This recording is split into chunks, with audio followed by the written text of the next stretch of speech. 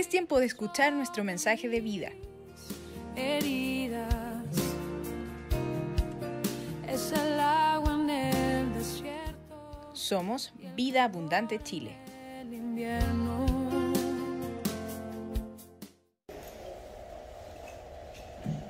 ¿Ahí? ¿Sí? Yes. Okay. ¿Cómo están, hermanos, esta tarde? Bien. Hay una pregunta que me van a responder con mucho frío. ¿Ah? Con mucho frío. Yo estaba muy friolento. No soy tan friolento, pero este día sí tengo mucho frío.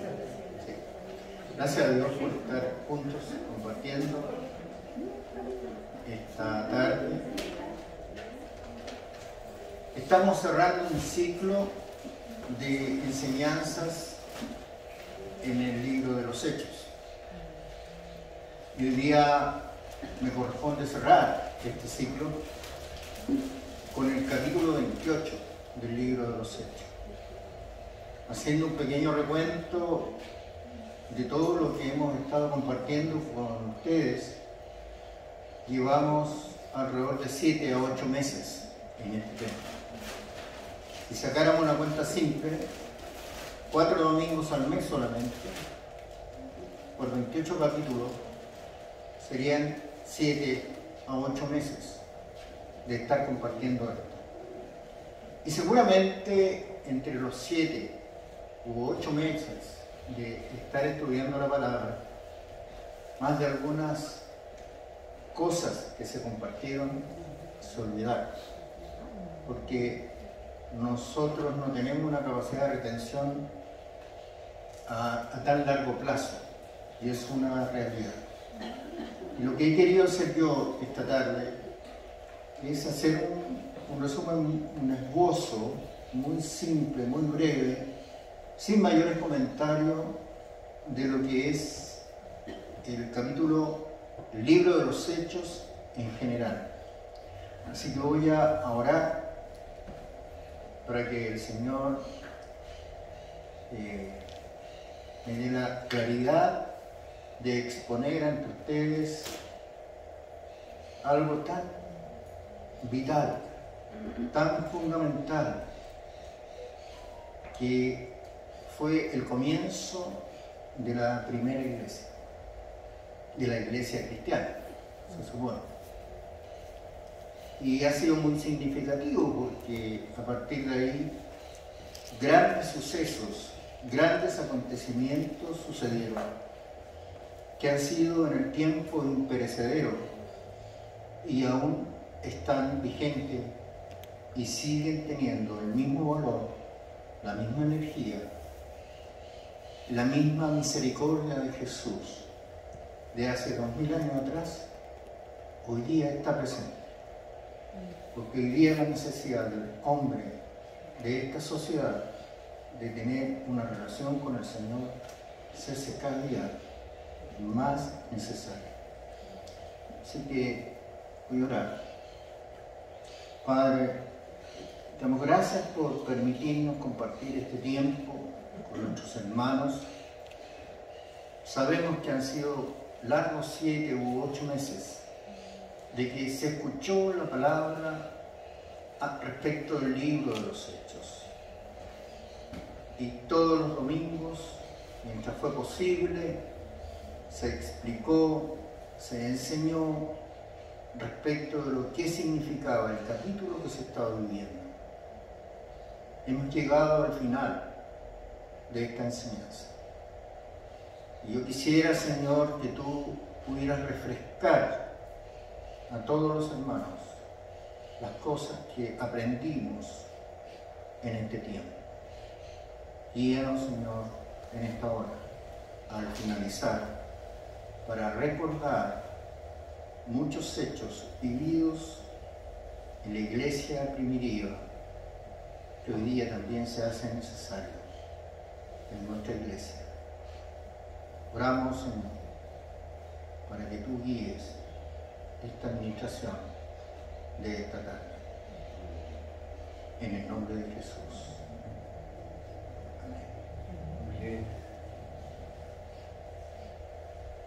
El resumen traté de hacerlo bien breve, pero primero este libro fue entregado a Teófilo, que fue un creyente que era parte de la historia de la iglesia de aquellos días. Pero aquí hay algo muy importante que yo quise resumir un poco.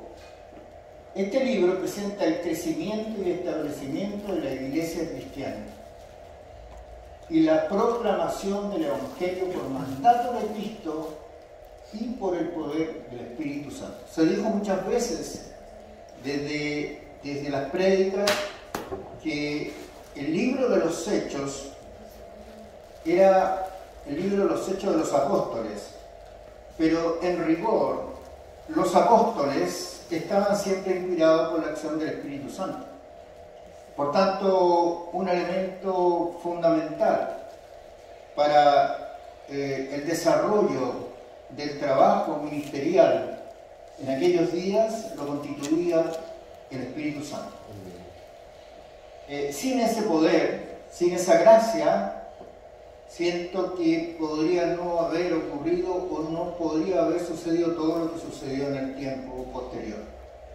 Así me parece que es indivisible el trabajo entre los apóstoles y el Espíritu Santo. Y que también debería ser una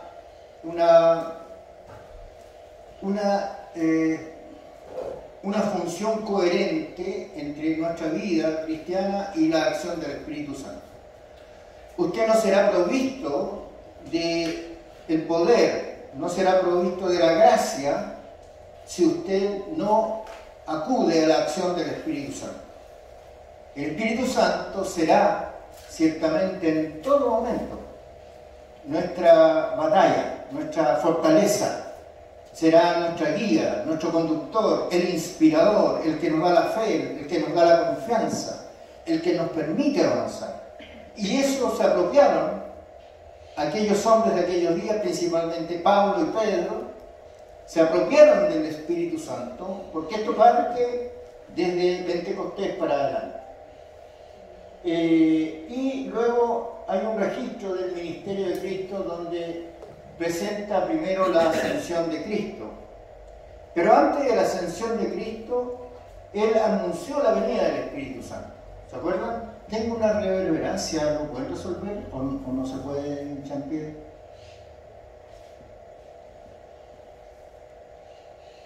Después, gracias, después vino un descenso del Espíritu Santo.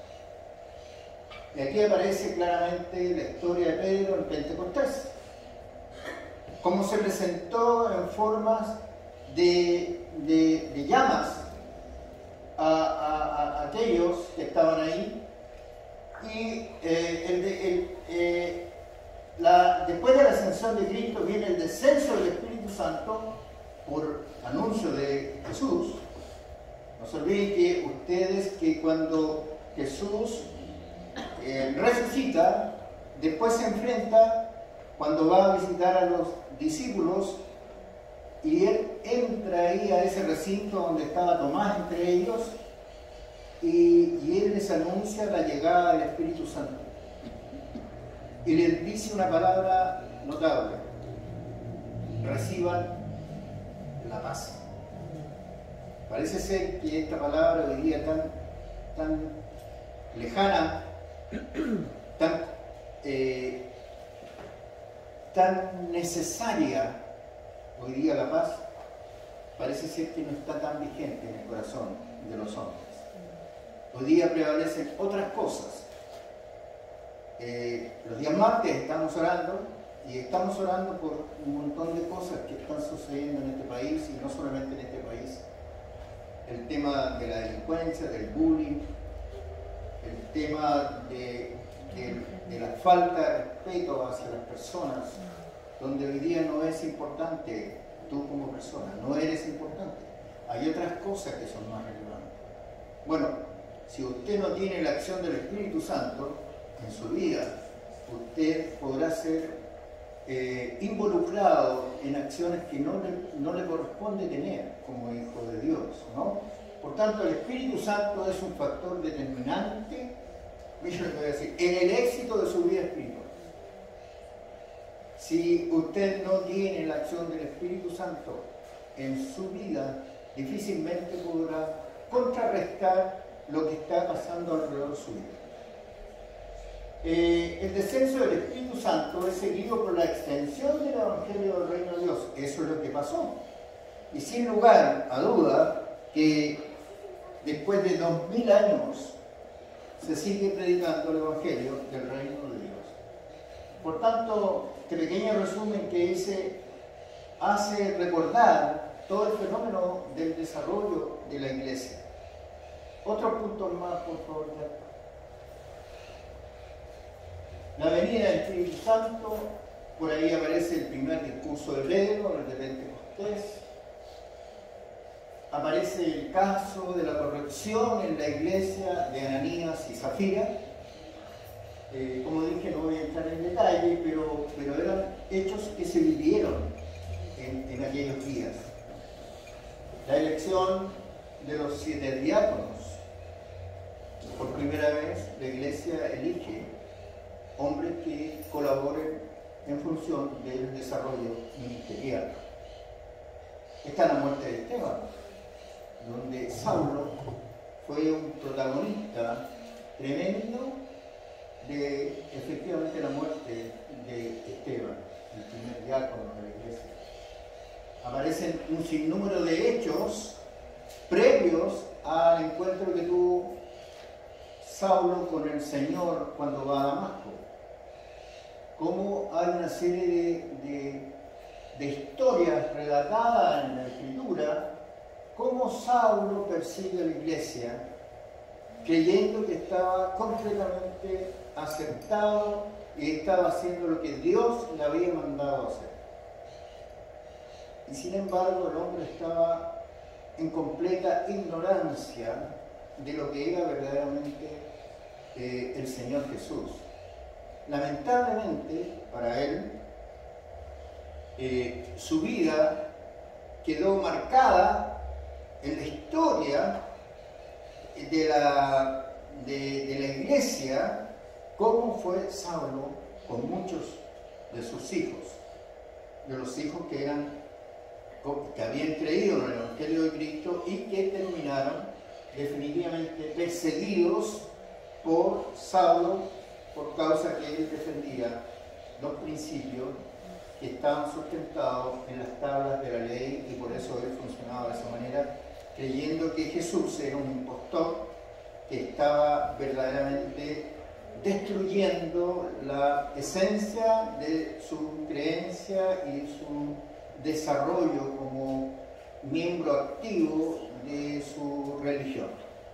Era un tremendo fariseo este hombre, pero bueno, él persigue también, ¿no es cierto?, a muchos hermanos que habían reconocido a Jesucristo como su Señor.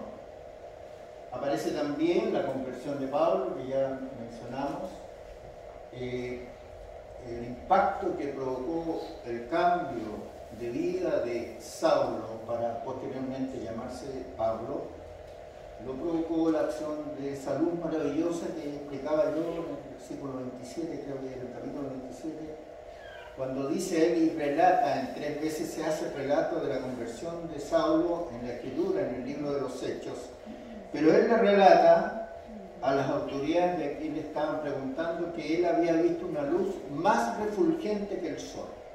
Sí, la luz que iluminó en ese minuto a Saulo era más potente que la luz solar, mucho más. Y eso es lo que trata de explicar Saulo también a las autoridades que se enfrentó. Por tanto, hay una acción tremenda ahí de Saulo respecto de lo que ocurre de ahí para adelante. No se olviden ustedes que después de que él recibe este impacto, queda ciego, dice la Escritura textual, dice que quedó con una suerte de escamas en los ojos y fue liberado por Nehemías, que le aconsejan que vaya a ese lugar, y él va para allá y recibe la luz verdaderamente del Evangelio de Cristo. También recordaremos el caso de Pedro y Cornelio. Ese caso no deja de ser interesante, porque también Pedro, Cornelio, que era un soldado, tenía una conducta de fe maravillosa este hombre, y bueno, recibe una inspiración de citar a Pedro acá. Pero el impacto mayor aquí, hay dos cosas bien interesantes: la acción de Cornelio, pero también vemos cómo Pedro recibe, se despliega un lienzo, dice la Escritura, con animales que son indignos para Dios. Y Dios le da una reprensión a Pedro ahí. Le dice: ¿por qué declaras indigno lo que yo declaro santo? Y yo creo que ese fue una acción profunda que el Espíritu Santo provocó en Pedro, porque de ahí para adelante el hombre dejó de ser duro con las cosas asociadas a la ley, a conservar las costumbres judías. Bueno, está el caso de Bernabé y Saulo, que comienza su primer viaje misionero, y esa es una historia larga y hermosa a la vez. Dame la siguiente, o se termina. Pablo es apedreado en Listra, la padeció el hombre, le dieron duro, estuvo preso, castigado por causa principalmente por los judíos, que lo consideraron un traidor a Pablo, porque él, siendo de su ejército, de su congregación, ahora estaba en contra no de la congregación, sino de lo que él quería explicar a los judíos para que pudieran reconocer al Mesías. Y ese era el gran tema de Pablo. Por eso es que cuando Pablo llegaba a cualquier ciudad, lo primero que hacía era ir a una sinagoga. Se da también el Concilio de Jerusalén, palabra que en el tiempo se ha hecho popular, porque la Iglesia Católica normalmente tiene concilios donde buscan la forma de llevar el Evangelio de una manera práctica y funcional. Los hermanos católicos hacen eso. Hay algunos concilios famosos, como el de Trento, y otros más, que en este momento no recuerdo, pero la idea era, la palabra concilio viene de la palabra conciliar, llegar a acuerdo. Yo quiero ser conciliatorio contigo, con tu creencia, con lo que tú dices. Por tanto, aquí la palabra concilio tiene que ver con un acuerdo, llegar a un común acuerdo para trabajar en la obra de Dios. Y eso hicieron en aquellos días los hermanos en Jerusalén. Aparece también entonces en el libro de los Hechos el Concilio de Jerusalén. También hay algo muy lindo que a mí me gusta mucho, ese texto del alboroto de Tesalónica. Y eso tiene que ver con el impacto que estaba produciendo el Evangelio de Cristo en las ciudades.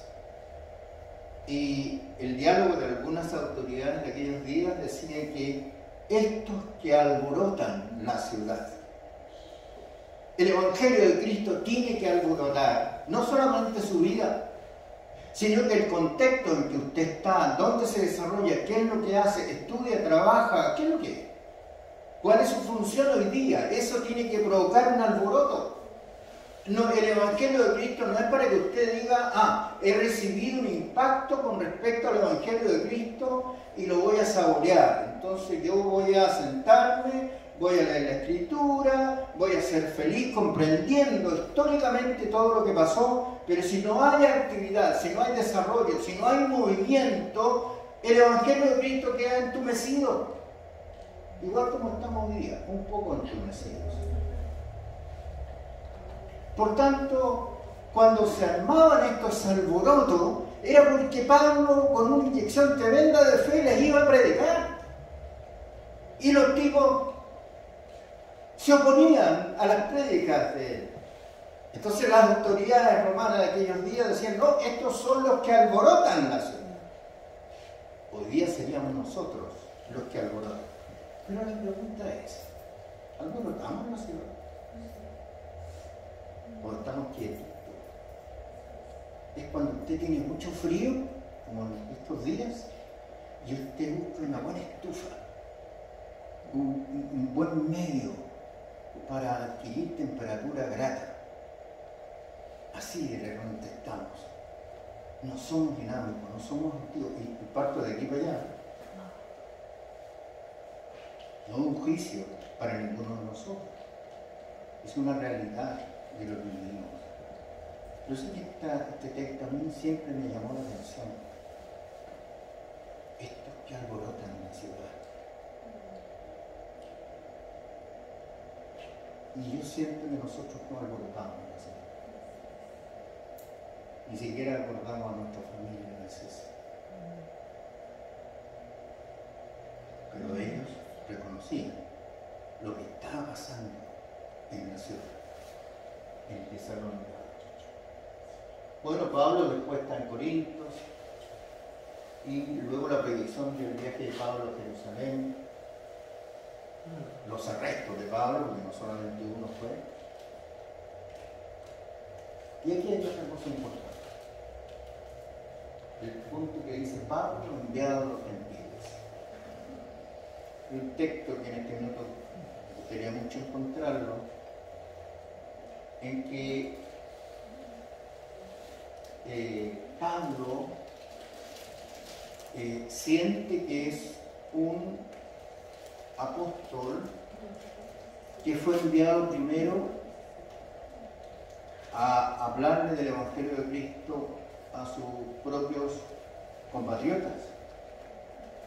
Pero después de la negación que tuvieron muchos judíos y las autoridades judías en contra de Pablo, en alguna parte de ahí, que en este minuto lo tengo anotado, pero si lo busco no voy a poner mucho, dice, rechaza esa conducta de los judíos y como que dice, yo no voy a predicarles más a ustedes, ahora yo voy a ir a predicar a los gentiles, porque los judíos se sentían que eran parte de un propósito superior de Dios en su vida, que era el pueblo elegido por Dios.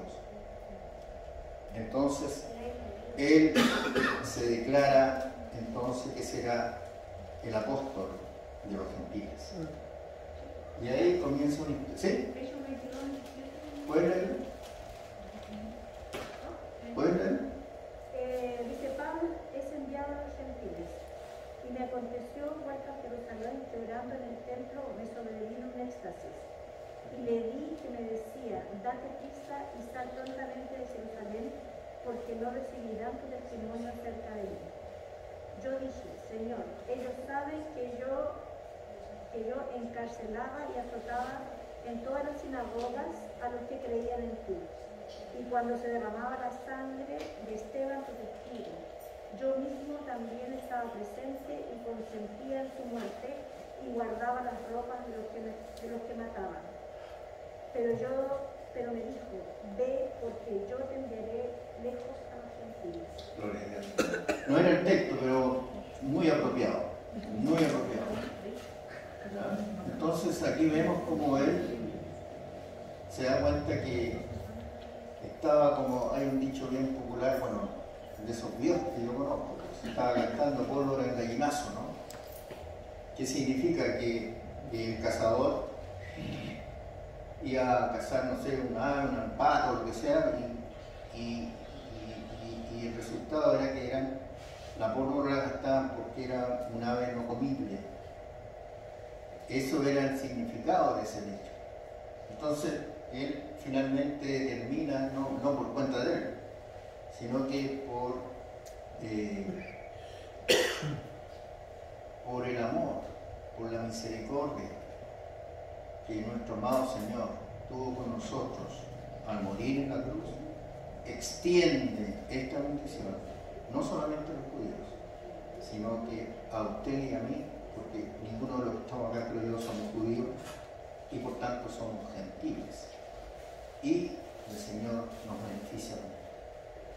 Pablo apela a César, eso es importante también cuando llega, apela a César y por eso lo envían a Roma, lo envían en calidad de preso, ¿no?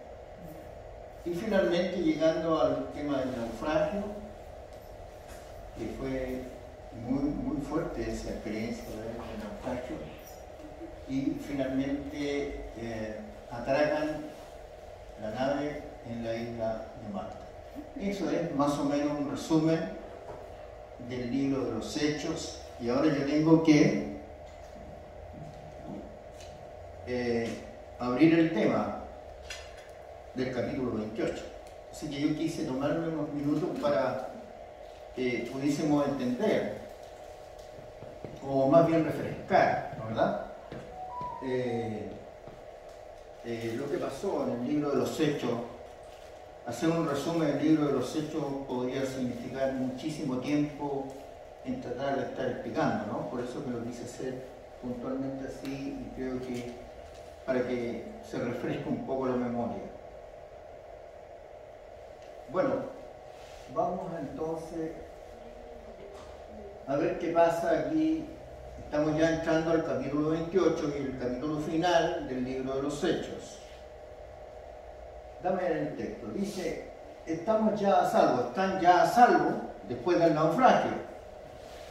El naufragio no fue cosa simple, porque pasaron por mucho miedo, pasaron muchas situaciones muy difíciles, pero él recibió una promesa del Señor a través de un ángel que ninguno de los que estaba ahí murió. Así que todos los que iban en la nave finalmente se salvaron y atracaron en una isla que se llama Malta. Y se da un fenómeno muy interesante aquí. Ustedes lo van a ir viendo en la medida en que leen el texto. Dice que los naturales nos trataron con no poca humanidad, vale decir, fueron muy generosos los nativos de ellos, ¿no? Con Pablo, con todo lo que había pasado, pero a ellos no les importaba lo que había pasado en el mar. Veían que habían unos náufragos y ellos les tendieron la mano para poder ayudarlos en medio de todo su sufrimiento que tuvieron con el fracaso que tuvieron con el barco. Dice entonces que no con poca humanidad, porque encendiendo un fuego nos recibieron a todos. Sí, venían congelados, compadre, yo creo. Estaban metidos en el agua, era invierno, no era tan fácil. Y claro, venían muy afligidos, seguramente con hambre, frío, sin dormir.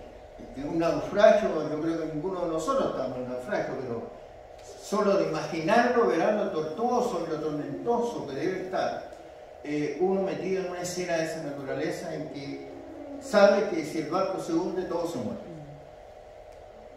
Todo se muere, especialmente congelado. Bueno, hay historias que podemos recordar, la historia del Titanic, cuando se rompió la nave, cayeron al mar y ahí se murieron de frío, y algunos se murieron ahogados. Bueno, ellos venían en una situación muy difícil, ¿no? Pero aquí ocurre un fenómeno extraordinario.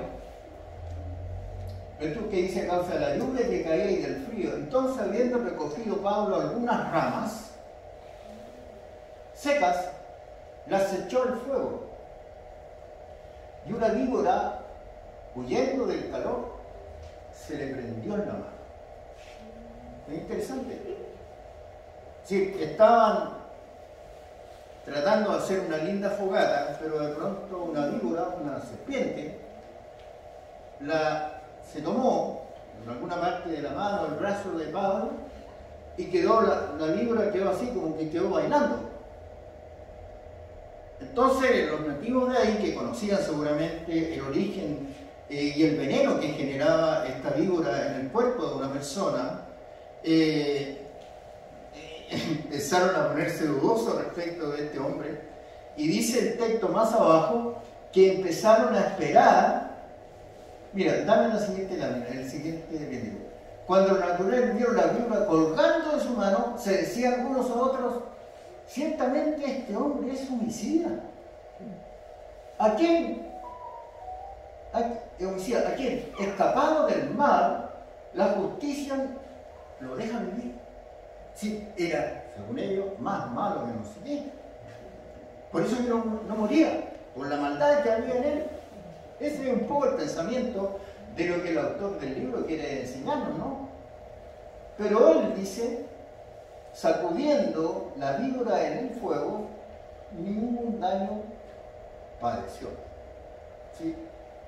No empezó a tener efectos producto de que la víbora lo había picado. Ellos estaban esperando que él se hinchase. Yo no sé cómo se puede morir una persona cuando le pica una víbora con su veneno, lo desconozco, digamos. O cayese muerto de repente. Más habiendo esperado mucho y viendo que ningún mal le venía, cambiaron de parecer y dijeron que era un Dios. Ahí la palabra Dios está escrita en minúscula, porque no es un Dios, no es el Dios que crees tú y que creo yo, es un Dios imaginario que los nativos de aquellos días decían que tenía este Pablo, por causa que ni la víbora ni el veneno de la víbora había alterado su cuerpo, su organismo. Esta es una vivencia muy interesante que usted debiera pensar. Por lo menos a mí me hizo pensar. ¿Por qué no se murió? Se lo picó una serpiente venenosa. Porque era Superman. O era un hombre, estos héroes que hay hoy día en la televisión y en todas partes que no le hacen daño a nada. Yo creo que Pablo, en esta escena, él tenía un objetivo que cumplir. Él tenía que llegar a Roma. Y nada de lo que ocurriera a su alrededor, ya sea la víbora o el naufragio, le iba a impedir que llegase a Roma. Por tanto, él dijo, bueno, es como que te cayó una pelusa en la chaqueta, tú la sacas. Pero aquí sacudió la víbora.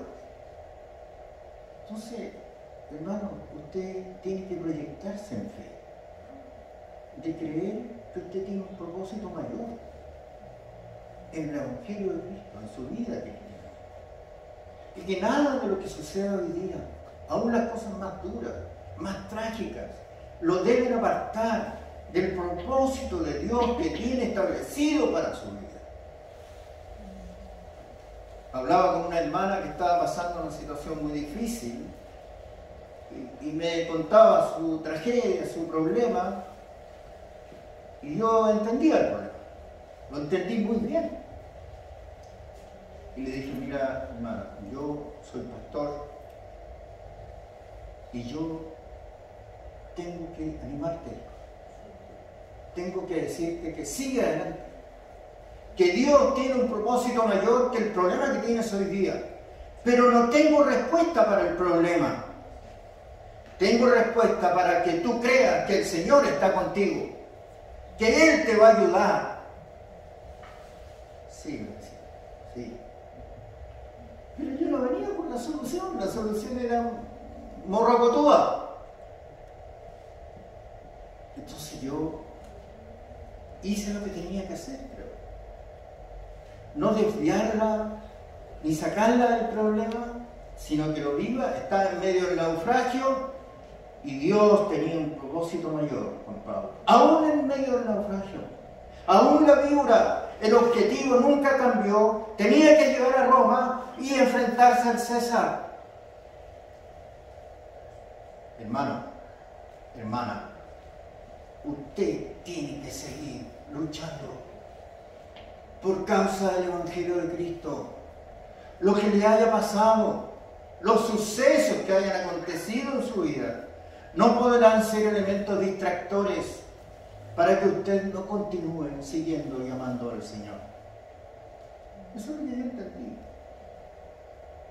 cuando leí la Biblia. La víbora no fue un impedimento para que yo siguiera la vida o el mandato que el Señor me había dado. Dame la siguiente. Hecho esto, dice también los otros que en la isla tenían enfermedades, venían y eran sanados. Sí, produjo un impacto. Aquí también pasó lo mismo que en Tesalónica. Estos que alborotan la ciudad. Pablo llegó ahí y alborotó Malta. Con el testimonio de la víbora, con el salvataje del naufragio. Y llegaban a ser sanados. Porque encontraron que él estaba investido de autoridad. Los cuales también nos honraron con muchas atenciones. Y cuando zarparon, salieron del lugar, nos cargaron de las cosas necesarias. Pero aquí viene otro acontecimiento más. Dame la siguiente lámpara, por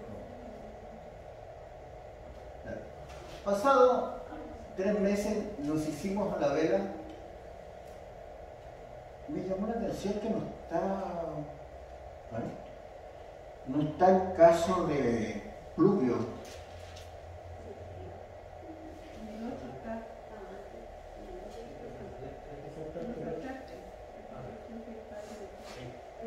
A ver. Y aconteció. Ya, claro. Esta es otra cosa interesante. Quería también, porque esto es una instancia de aliento y de fe para cada uno de nosotros. Había un hombre en aquel lugar que se llamaba Publio y que seguramente era el gobernador enviado de Roma en esa isla de Malta. Era un tipo que tenía un buen estándar económico, tenía propiedades y eso. Y el padre de Publio, como dice ahí, estaba en cama, enfermo de fiebre y de disentería, que es una colitis sin control. Estuve leyendo por qué este hombre estuvo enfermo y buscando libros ahí que me apoyaran en lo que yo quería explicarle a ustedes.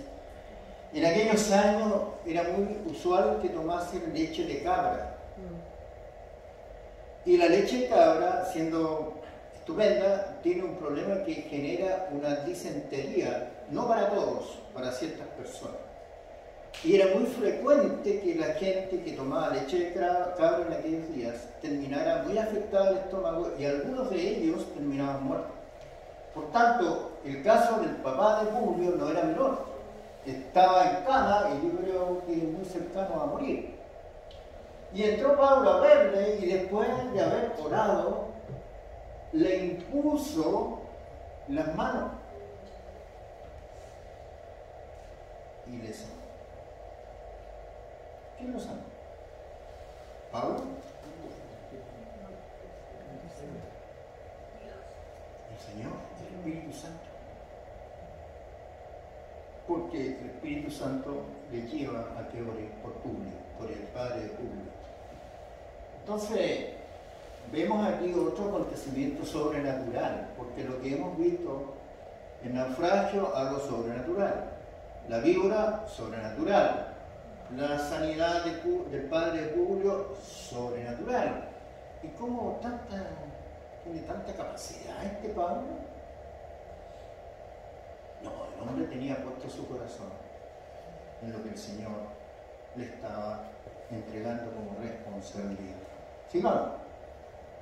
Hecho esto, también los otros que en la isla tenían enfermedades venían y eran sanados, los cuales también nos honraron con muchas atenciones. Cuando zarpamos nos cargaron, por eso me salté, nos cargaron de las cosas necesarias. Dame la otra cara.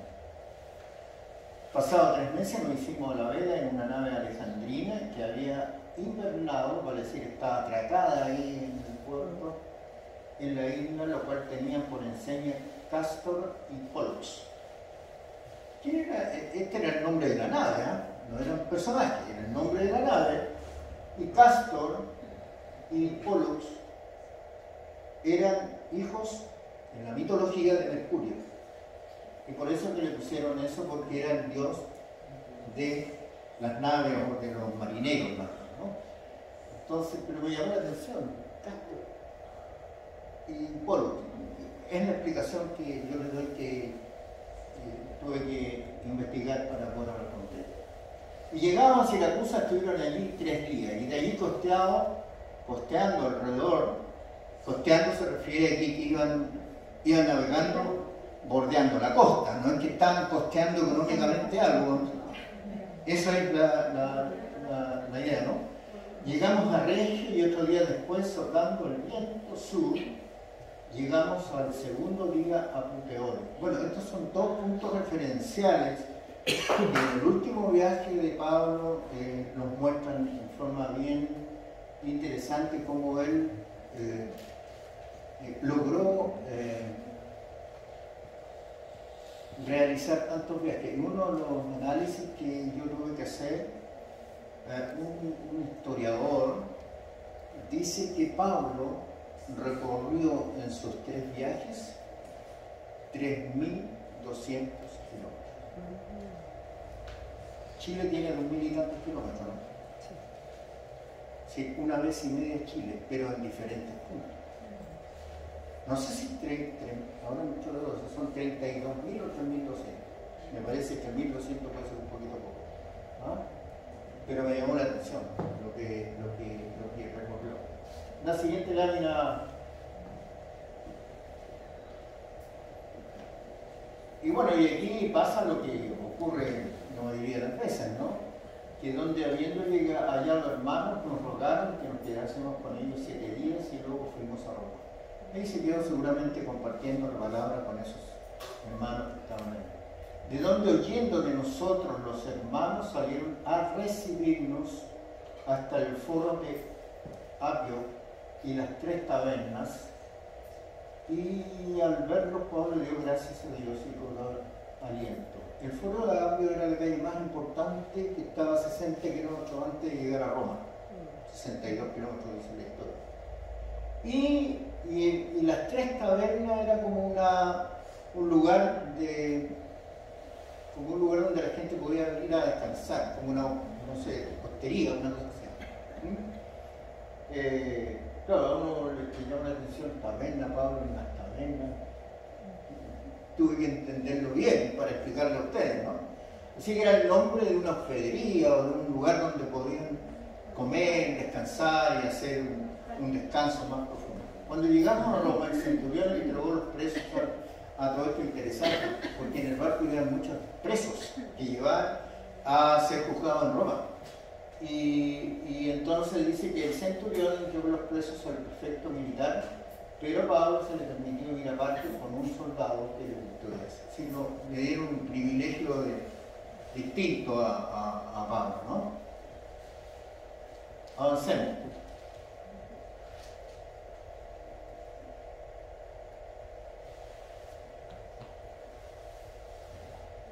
Bueno, aquí viene una instancia bien importante, Pablo, que refrenda todo lo que el libro de los Hechos habla de su proceder que tuvo en todo este tiempo que él estuvo predicando el Evangelio, ¿no?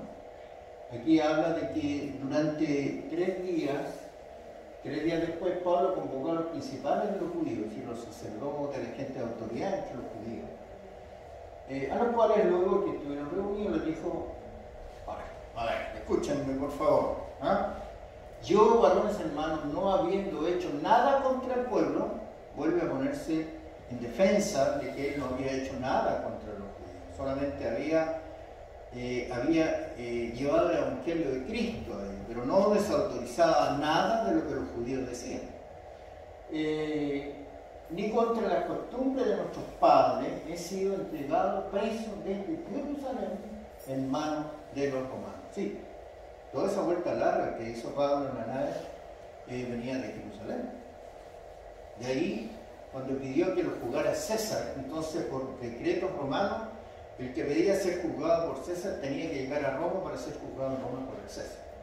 Esa es un poco la historia que complementa esto. Los cuales, habiéndome examinado, me querían soltar por no haber en mí ninguna causa de muerte. Es decir, desde el punto de vista religioso, no había razón de ser para que Pablo pasara más peripecias. Eso es lo que quiere decir. Dame la siguiente lámina. Pero oponiéndose a los judíos, siempre los judíos se oponían a lo que Pablo estaba predicando, me vi obligado a apelar a César. No porque tenga que acusar a mi nación. Este tema, el versículo 19, tiene que ver con lo que él vivió cuando estaba siendo juzgado en... No, lo mandaron a... no me acuerdo el nombre, pero lo sacaron de Jerusalén y llegaron a un lugar donde sí podían hacer el juicio, pero estaba cerca. Pero no era Jerusalén. Y me obligado a apelar a César, ahí apeló a César. Y por eso que a él le concedieron esa petición. ¿Y saben por qué se lo concedieron? Porque aparte de ser judío, él era ciudadano romano. Por tanto, él tenía derechos como romano de pedir un juicio justo ante el César. Y por eso lo trasladaron desde Jerusalén a Roma. Así que por esta causa os he llamado para veros y hablaros, porque por la esperanza de Israel estoy sujeto con estas cadenas. Aquí también hay una entrelínea que usted tiene que leer. Por la esperanza, dice, de Israel. Claro, él siempre esperó que el pueblo judío reconociera a Jesucristo, y él estaba ahí guardando la esperanza de que el pueblo judío reconociera a Jesucristo, ¿no? Dice, por causa de esto estoy sujeto a estas cadenas. Las cadenas es el Evangelio de Cristo. Eso es lo que Pablo aquí trata de explicar. Entonces ellos le dijeron, nosotros ni hemos recibido de Judea carta acerca de ti. Son hipócritas los judíos. Aquí se muestra la hipocresía. Porque dice, nosotros no hemos recibido de Judea cartas acerca de ti. Y entre ellos se carteaban siempre, no es que le llegara una carta física, pero había un anuncio permanente de que estaba Pablo por ahí diciendo que vayan a hacerle boicot a su mensaje. Había un anuncio permanente de que a Pablo había que atornillarle el piso o atornillarle al revés sus prédicas. Pero eso lo hacían los judíos. Pero ellos se tratan de limpiar, ¿no? Ni ha venido alguno de los hermanos que haya denunciado o hablado mal de ti. Imagínate la hipocresía más grande. Nadie ha hablado mal de ti, Pablo. ¿Cómo es posible que tú vengas aquí a acudir al César? Doble estándar. Doble ánimo.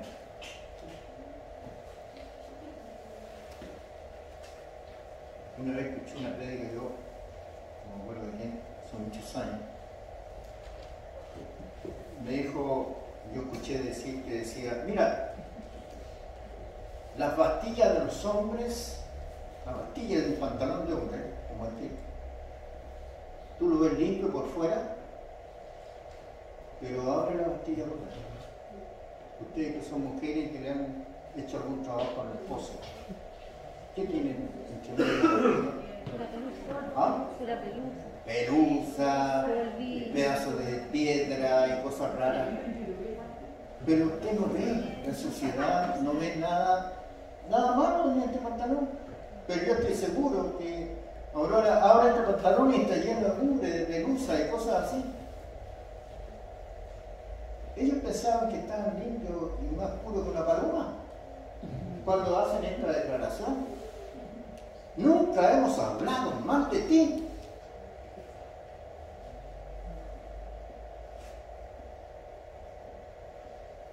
Pero querríamos oír de ti lo que piensas. Oh, si ya lo había dicho por todos lados, si lo agarraban de la oreja al Pablo y lo sacaban de la sinagoga. Pero quisiéramos oír de ti. ¿Qué van a escuchar?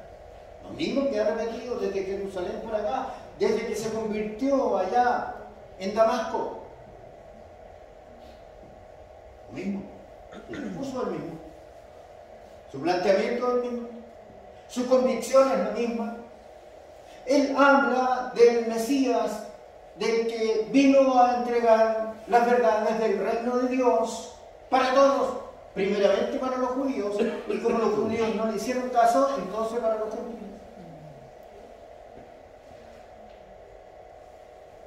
Interesante, hermano, cuando usted lee la Escritura en profundidad, cuando usted se solaza leyendo la Escritura, descubre todas estas cosas que son maravillosas.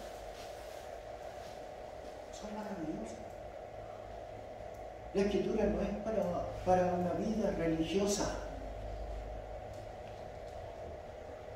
La Escritura es para que usted tenga vida y para que tenga vida en abundancia. Es el libro de la vida.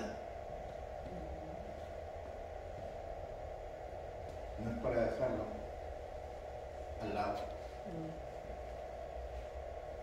Yo en mi casa tengo una biblioteca, tengo muchos libros, pero el más frecuente de uso es la Biblia.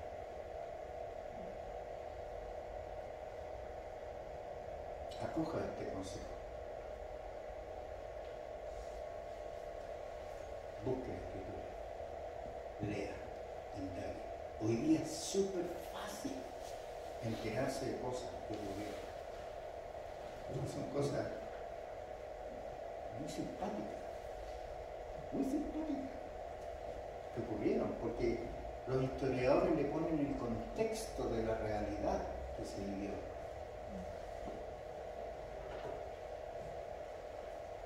Quedamos en que los judíos dijeron: nosotros nunca hablamos de ti, Pablito. Yo no sé de dónde sacaste esa invención, pero querríamos oír de ti lo que piensas, porque de esta secta nos es notorio que en todas partes se habla de ella. Mira, presten atención, en el capítulo 22, el Evangelio de Cristo los judíos lo declararon secta.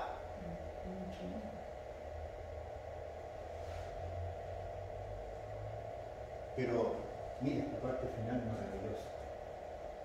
Nos es notorio que en todas partes se habla contra ella. ¿Por qué se habla en todas partes contra ella? Porque en todas partes se difundió el Evangelio de Cristo. Y por tanto siempre iban a haber ponentes a que se predicara el Evangelio de Cristo. Y ese es el referido que hacen los judíos ahora. En todas partes. Se habla en contra de ustedes, sí, en todas donde vayas. A Samaria, a Jerusalén, a Belén, donde sea. Se predica el Evangelio de Cristo. Deme la siguiente.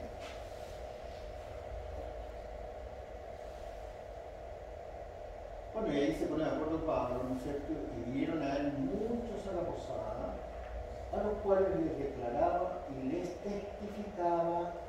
¿Qué es lo que dicen? ¿Alcanzan a ver? Sí. El reino de Dios. ¿Qué le hablaba a Pablo? Le hablaba del reino de Dios. Mira, no tenía horario. Desde la mañana hasta la tarde. No lo quiero decir en forma sarcástica, pero cuando nos juntamos para orar el día martes, no todos pueden conectarse por diversas razones. Y yo creo que más de alguno pensará que de las 8 a las 9 es mucho tiempo.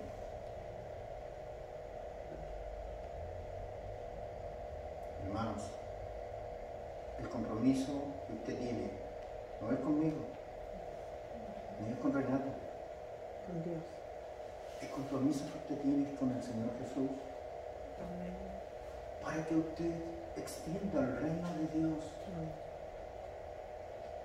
Para que usted continúe la obra. Algún día, los que estamos hoy día acá, ya no estaremos. Y la pregunta es, ¿quién va a continuar lo que Dios hizo nacer entre nosotros?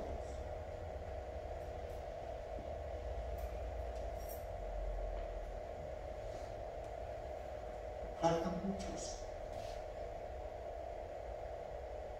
Faltan muchos que comprometan su vida. Que no solo sea esto, sino que sea una vida comprometida con el Señor.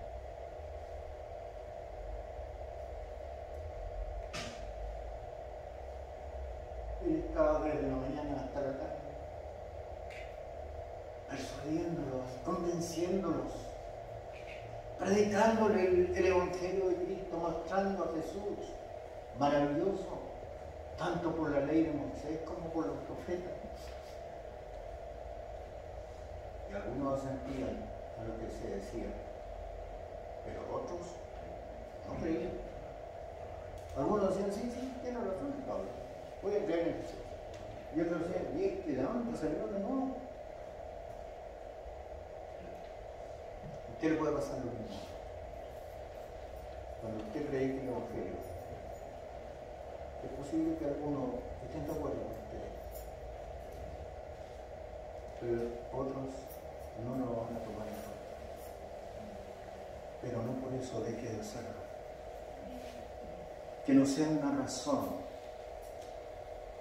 estos bloqueos para que usted no predique el Evangelio del reino de Dios. De su vida testimoniada, cambiada por el Señor.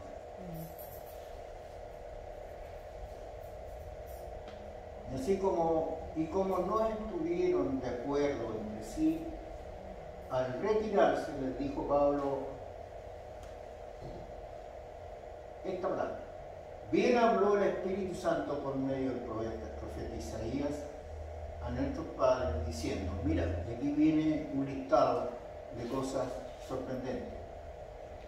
Ve a este pueblo y diles, de oído oiréis y no entenderéis. Vamos a oír, pero no vamos a comprender. Y viendo, veréis, pero no te darás cuenta. No percibiréis, no percibiréis, no percibiréis. No te darás cuenta. Porque el corazón de este pueblo se ha engrosado, habla de los judíos, se ha llenado, dice engrosado, parece ser que estuviera lleno de grasa, pero no es eso, sino que orgullo, vanidad, suficiencia. Y con los oídos oyeron pesadamente. Yo creo que aquí el autor dijo, oyeron claramente. El texto de la Escritura dice así, pesadamente. Pero ellos escucharon claramente y sus ojos han cerrado. Para que no vean con los ojos y oigan con los oídos y entiendan de corazón y se convierta y yo los sano. Mira aquí, qué maravillosa expresión de Pablo en la última parte de este maravilloso libro de los Hechos.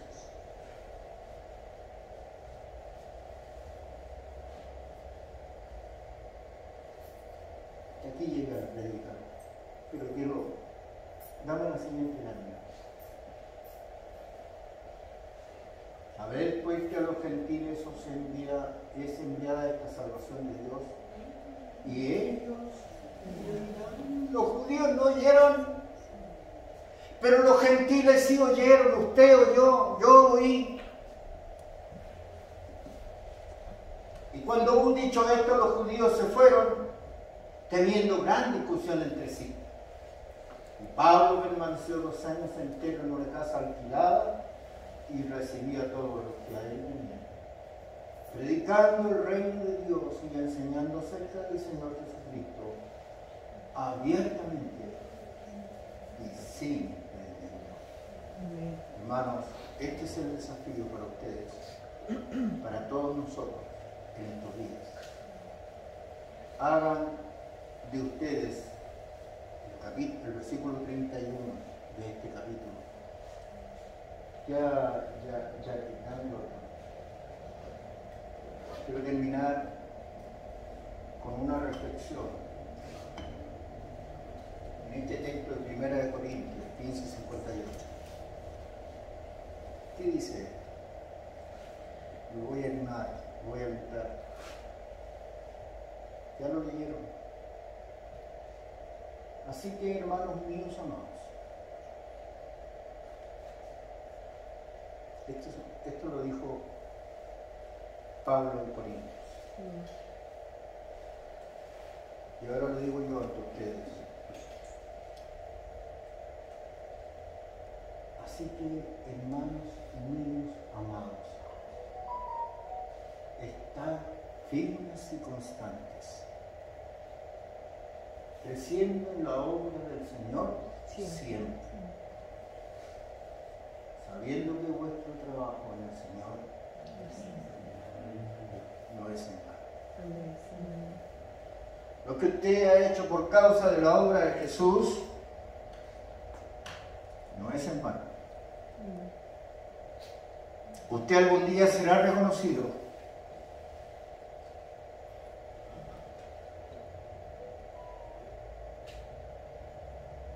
Por lo que haya hecho, de qué manera ha servido, aunque haya pasado por turbulencias, aunque su fe haya decaído, pero usted fue firme y constante a predicar el Evangelio del reino de Dios. Que el Señor les acompañe y les anime.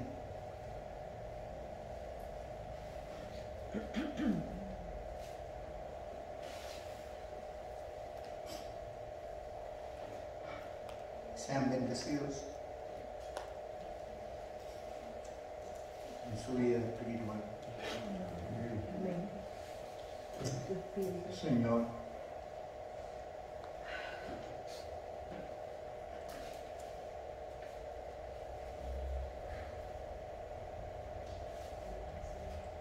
toma el corazón de estos hermanos, Señor. Toma su mente, toma su alma, toma su espíritu, Señor. Ya que ellos sean firmes y constantes en la fe. Que puedan comprender, Señor, que todo el esfuerzo, todo el sacrificio que hagan por ti, tú algún día lo pagarás. Puesto que tú dices que no eres deudor de nadie, pues tú pagarás. Acá en la tierra, Señor, todo lo que los hombres y mujeres fieles hicieron por tu nombre. Señor, pido que tú animes el corazón de estos hermanos, aún de los que no están en esta tarde. Y pido especialmente por nuestro amado Renato, Señor, que está con esta presión tan alta. Que no sea una razón, Señor, para que deje de predicar el Evangelio. Bendice a Renato, Señor. Quítale, Señor, esa presión tan alta y guárdalo, Señor. Guárdalo, Señor. Conserva su corazón dedicado a las cosas tuyas. Gracias, Señor. Gracias. ti el honor, a ti la gloria, por los siglos de los siglos. Te esperamos, Jesús. Te esperamos. Pronto vienes a buscar a tu pueblo. Gracias, Señor.